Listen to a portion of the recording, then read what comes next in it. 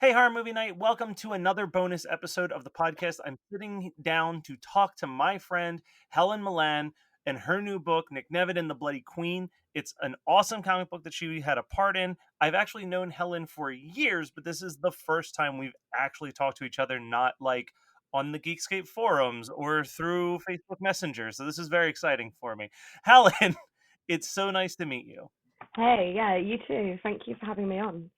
And how nice to be talking about comics when we've spent so many years talking about comics in type. Yeah, Yeah, basically comics, movies, music. We yeah, we uh we became friends by just being in a lot of the same forum subgroups on Geekscape back when it was basically just a forum and a podcast. yeah, exactly. Back in those halcyon days. So, how did you get involved with this specific comic book? Because I'm looking at the cover and there's quite a few names up on that top. There's five hmm names listed. Yeah, so the names are listed. It's me, the artist Dom, Matthew Dal Smith was another artist who did a lot of the pencil work, and Lee Luffridge and Jock. Lee Luffridge did the colours and Jock did the cover. Another member of the team that's not listed is Robin Jones, who was our letterer on the project. Um, so I got involved with it. Well, I mean, I started it, I guess. I came up with an idea many years ago now for a TV show, like a kids' TV show, that I wanted to kind of evoke those really scary 70s kids shows that they don't make anymore. That's a little bit kind of dangerous, maybe even a little bit kind of got that kind of undercurrent of like burgeoning teen sexuality and all that sort of stuff, that you just don't see very much on telly anymore. And I was talking about it to Dom, who I've known for some years, and he got really excited. He said that he's wanted to draw something like that for a very long time. So if I wrote it as a comic instead of as a TV show, then he would be up for drawing it. And that seemed like an amazing opportunity, too good to pass up. So I went away and I wrote it over a summer in Alaska, and yeah, gave it to him, and he liked it, and we went from there. Now, do you have intentions for their? I don't want to spoil the actual comic. I want people to go and pick it up and read it, but it has one of those endings where it is a very satisfying ending, but it could also lead to more. Do you have other stories to continue under this, or is this kind of a one and done graphic novel for you?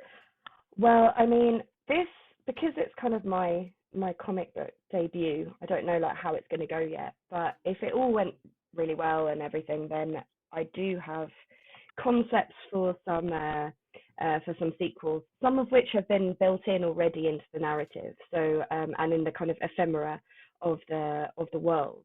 So there's detail in some of the pictures, and there's information in some of the conversations, that if I were to make one of the sequels I have in mind, which goes back in time and visits Nissy's mother when she is her age, then a lot of the groundwork would already be set for uh, for that story. And So, who are some of the influences on this? Because I definitely got a strong like Clive Barker vibe when I was reading it. aha, yeah, okay. I'd say a lot of British like young adult authors from like the 70s, like Alan Garner. Like Alan Garner, I was completely obsessed with when I was younger. He's very little known outside of the UK, but I would urge anyone who likes folk horror or fantasy to seek him out. He does these amazing kind of stories that are set in like real geographical locations in the UK with like real myths and legends. So it's a big inspiration to this. And then there's a lot of movies like Wicker Man, Blood on Satan's Claw, stuff like that. And then kind of more deep cuts like I Start Counting. So it's all kind of very much this kind of 70s melee that I particularly love, that I was trying to channel, but also to kind of modernize rather than just ape what others have done.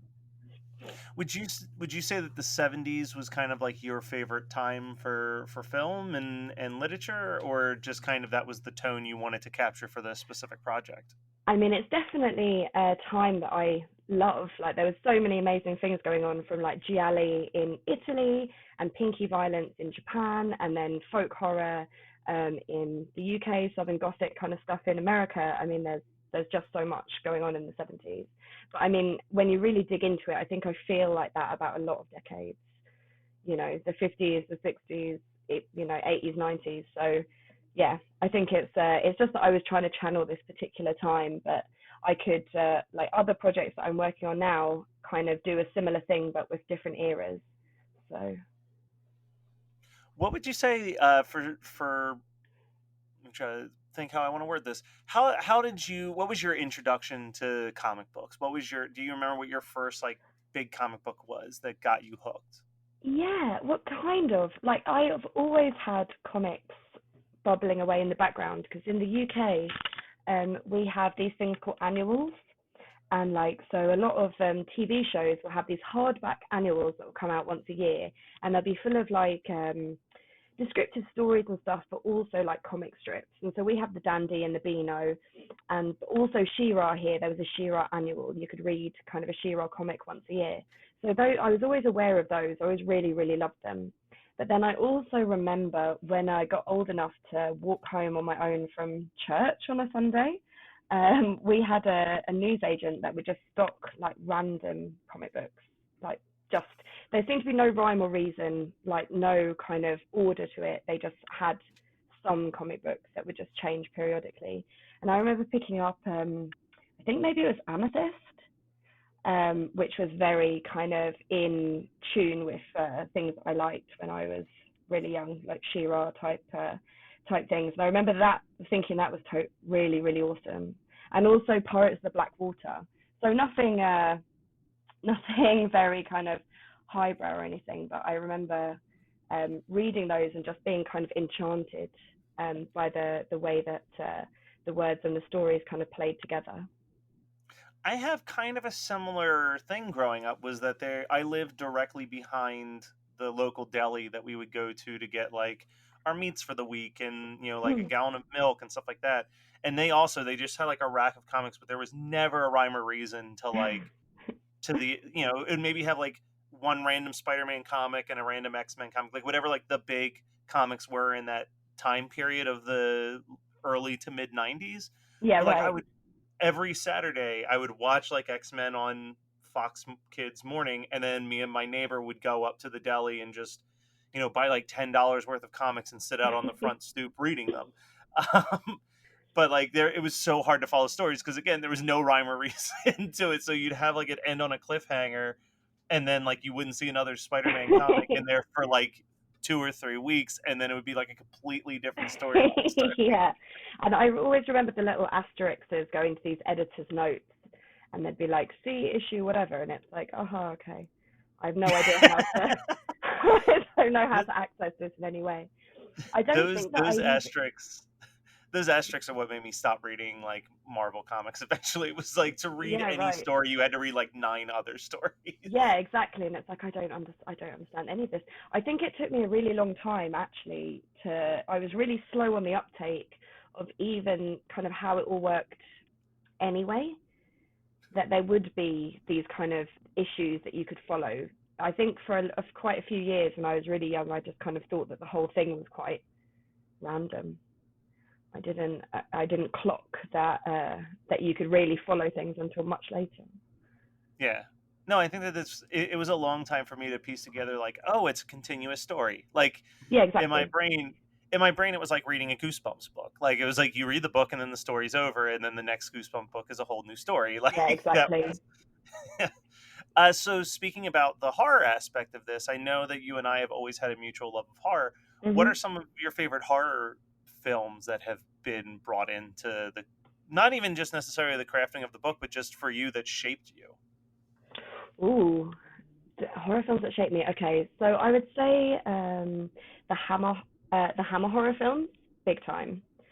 So like the old Christopher Lee, Vincent Price movies, because they used to be on TV um, when I was a kid. So I remember seeing those, and Mask the Red Death as well, and all those kind of really opulent kind of British horror movies. I used to watch secretly. I wasn't really allowed to. And I found them, terrifying, but also kind of fascinating and enchanting. And then also, I had some very formative experiences with horror films. Um, where one was that my cousin showed me Child's Play when I was much too young to watch Child's Play, and it just fried my, I think I was 7 or something. It fried my 7-year-old brain, and I had this favorite teddy called Grey Teddy, and I would take him with me everywhere. He was like my best mate, and I had a nightmare that he had attacked me after I watched Child's Play, and then I became so frightened of him that I had to sleep with him under my head. And I slept with him under my head for like 5 years or something. I didn't tell anyone that I was scared of him because I didn't want to, like, you know, risk the kind of teddy bear rage. So yeah, Child's Play was a really big one that shaped me, and it kind of gave me this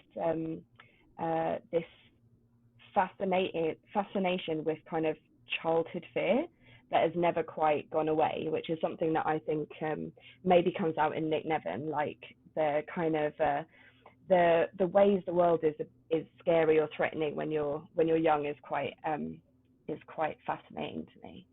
Um, Yeah, I agree with that. One of the things that you hear a lot, especially when you're in my field of like going to horror conventions and meeting people, is the like, well, it doesn't scare me, so it's not really horror. But I feel like horror is not really designed to scare people in their 30s and 40s. It's right. definitely that thing that like the teenager's supposed to secretly be watching, not like they're not allowed to be watching it, but they're like sneaking out of bed and watching it, and Yeah. like it's tapping into this fear that they didn't even know that they had just yet.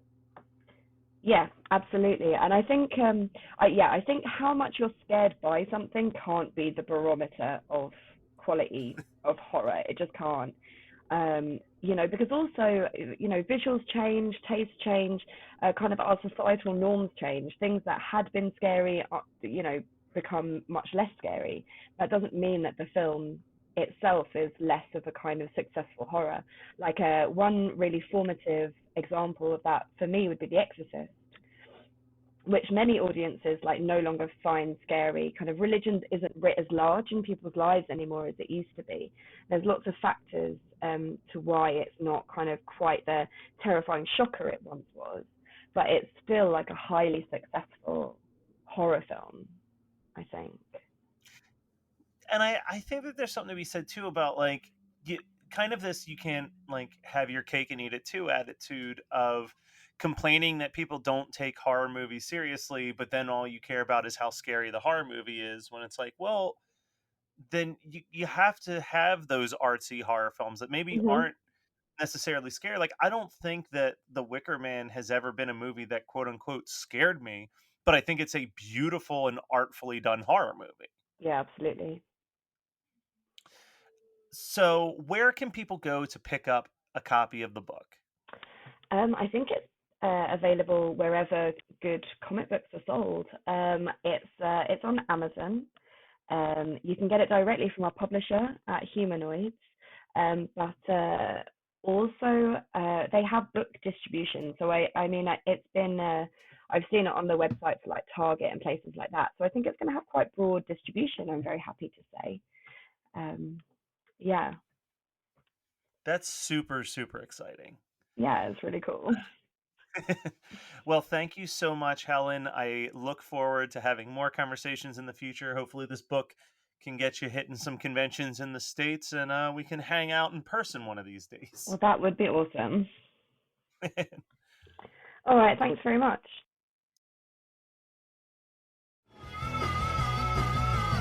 You're listening to the Geekscape Network.